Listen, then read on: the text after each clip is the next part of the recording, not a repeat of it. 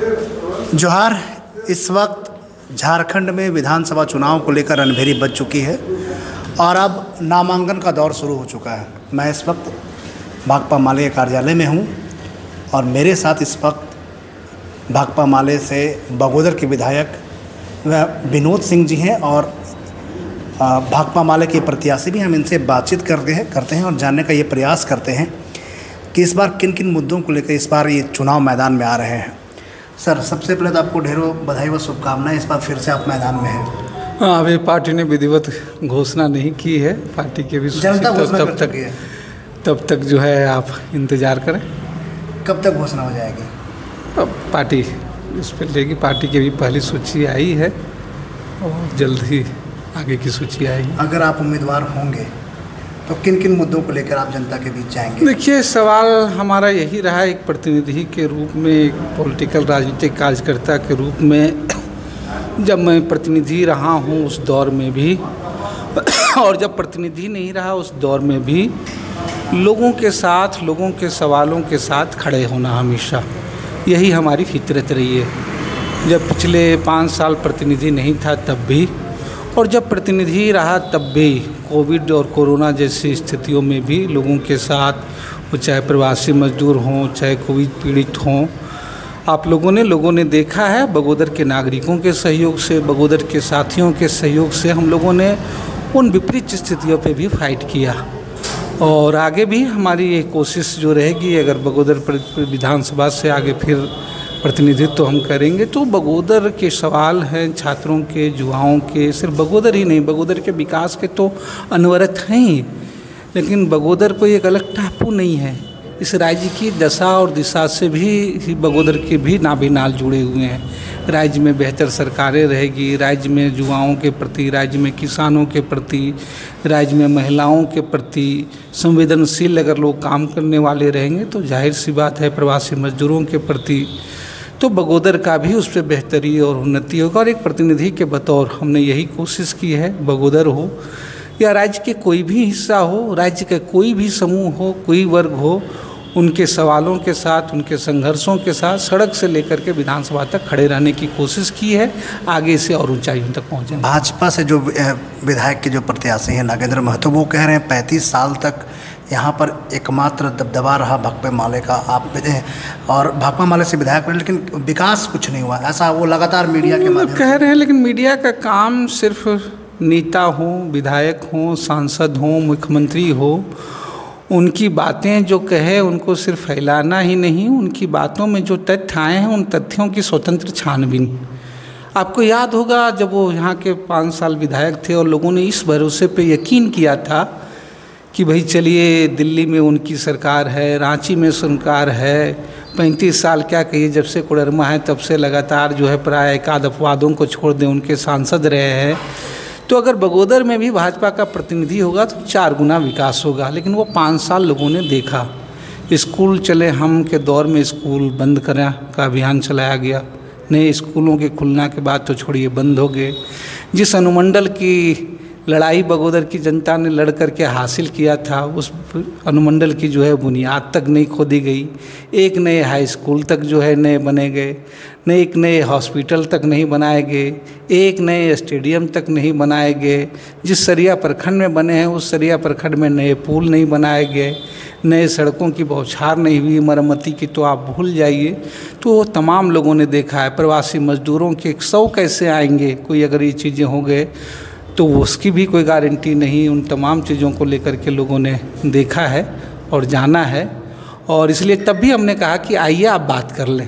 पलायन उस दौर में भी वो पीछे हटते हुए नजर आए और आज भी वो झूठ पर उस रहे हैं। पलायन एक बड़ी समस्या रही है बगोदर में। बिल्कुल, बगोदर नहीं पूरे राज्य की है। बगोदर हो, डुमरी हो, गिरिडीह जिला हो, पूरे नॉर्थ छोटा नागपुर, जहाँ भी इंडस्ट्री नहीं है सीधे है, उस पर सबसे ज़्यादा है। लेकिन ये रुकेगा कैसे? पलायन बढ़ेंगे ही, लगातार चीज़ें उन्हें। सवाल वो नहीं है, सवाल है कि राज्य के हिस्सेदारी हो। एक फैसला आता है, देश की उच्चतम न्यायालय सुप्रीम कोर्ट कहती है, देश के 8 जज में से बहुमत से फैसला होता है कि झारखंड में कोयला है, लोहा है, रॉयल्टी है, तो इसका पैसा मिलना चाहिए राज्य को। बकाया पैसा आप किस्तों में भुगतान कीजिए। मोदी जी की सरकार है, भाजपा की सरकार है, उसके खिलाफ अपील करती है। राज्य के विधानसभा से एक बिल आता है कि निजी क्षेत्र में भी जहाँ भी हो 75% स्थानीय आरक्षण होनी चाहिए। भारत सरकार कहती है कि नहीं, BCCL, CCL, NTPC ये सब चीज़ों में ये नहीं लागू होगा। झारखंड के विधानसभा से ये पारित होता है स्थानीयता नीति, OBC के आरक्षण की नीति, देश की संसद जो उसको पारित नहीं करती है। तो इसके रोक के सबसे बड़ी बाधा कौन है, ये बहुत स्पष्ट है। अगर जनता आपको इस बार चुनेगी, कौन ऐसा काम जो अधूरा रह गया जिसे पूरा करना चाहेंगे? बिल्कुल, हम लोगों ने उस पर किया। सबसे बड़ी गैप जब रूरल इलाकों में देखते हैं तो सबसे बड़ा गैप हो जाता है फिजिकल गैप। पहले दूसरे दौर में अगर आप देखिएगा तो हम लोग सड़कों और पुल पुलिया से आगे निकल ही नहीं पा रहे थे, एकदम से नहीं निकल पा रहे थे। हम लोगों को था कि चलिए वो काम पूरा हो जाएगा, लेकिन इस बार 5 साल में 3 साल ही मिले, 2 साल हुए और पिछली बार सड़कें नहीं बनी कार्यकाल में उनके, तो मुझे फिर सड़कों और पुल में। लेकिन अब मोटे अगर आप कहेंगे तो बगोदर विधानसभा में 1 दर्जन के आसपास ही गांव टोले रह गए हैं जो सड़कों से वंचित हैं। तो ये संख्या मतलब समझिए कि और 6 महीने और साल भर का मसला है, तो उस पर हम लोग आगे बढ़ पाएंगे। और इसीलिए इस बार अगर मौका मिला तो हम लोगों ने शिक्षा को और बेहतर करने के चक्कर में पड़े। शिक्षा को हम लोगों ने बेहतर किया। फिर नए हाई स्कूल पूरे बंद हो गए थे 5 साल में। बगोदर अनुमंडल जो बने उसकी नींव तक नहीं खोदी गई थी। हम लोगों ने एक कदम आगे जाके उसको न्यायिक अनुमंडल का भी स्वीकृति करा दी।